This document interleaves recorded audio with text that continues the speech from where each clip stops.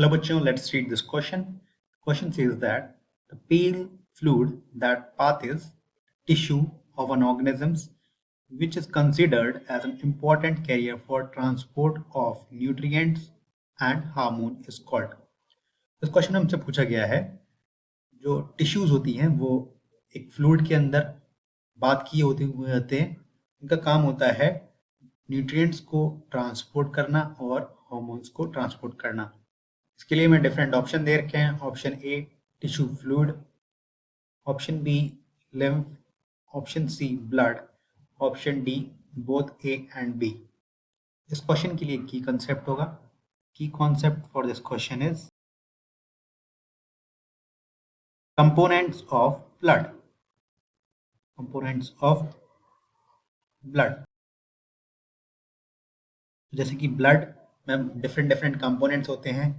Blood cells होते हैं, plasma होता है, फ्लूइड्स जो कि प्लाज्मा जो कि फ्लूइड होता है एक।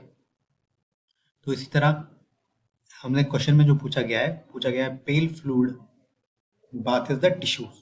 तो ब्लड कैपिलरीज ब्लड लेके आते हैं और फिर वो कैपिलरीज में डिस्ट्रीब्यूट हो जाती हैं। इस तरह से डिफरेंट कैपिलरीज में डिस्ट्रीब्यूट होंगी। इन ब्लड कैपिलरीज से फिर टिश्यू फ्लूइड निकलता है। इसमें रेड ब्लड सेल्स नहीं होती हैं, लेकिन उसमें प्रोटीन्स, हार्मोन, सॉल्ट्स और अदर कंपोनेंट्स होते हैं। ये पेल येलो कलर का फ्लूइड होता है और फिर इन्हीं से ये सेल्स तक पहुंचता है। डिफरेंट सेल्स प्रेजेंट होती है। फिर ये जो टिश्यू फ्लूइड है जो इन ब्लड कैपिलरीज से निकला है, ब्लड कैपिलरीज से बाहर निकला है, ये टिश्यू फ्लूइड कलेक्ट होता है किससे? लिम्फ वेसल से।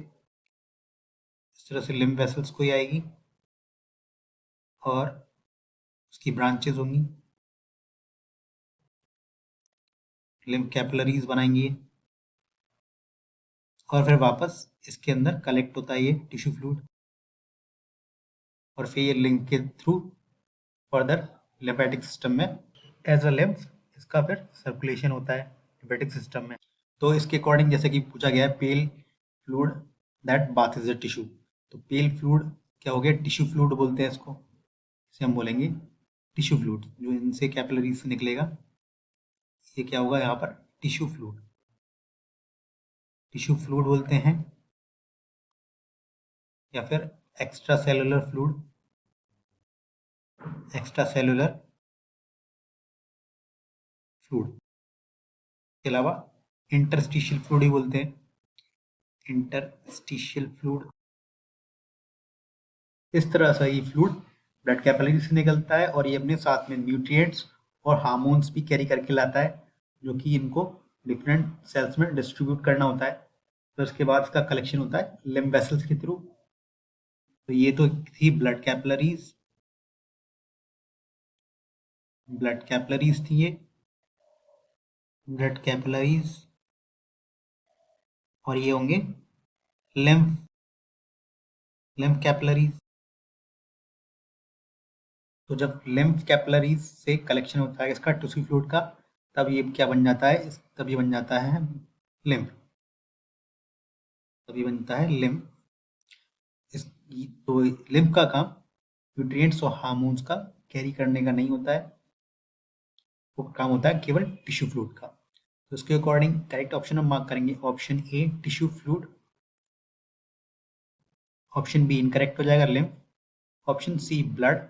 तो ब्लड में तो बहुत सारे कंपोनेंट होते हैं, सेल्स भी होते हैं और टिश्यू फ्लूइड भी होता है। तो टिश्यू फ्लूइड करेक्ट होगा, ब्लड इनकरेक्ट हो जाएगा, ऑप्शन डी भी इनकरेक्ट हो जाएगा। करेक्ट ऑप्शन हम मार्क करेंगे option A tissue fluid. This is the overall explanation for this question. Hope you understood well. Thank you.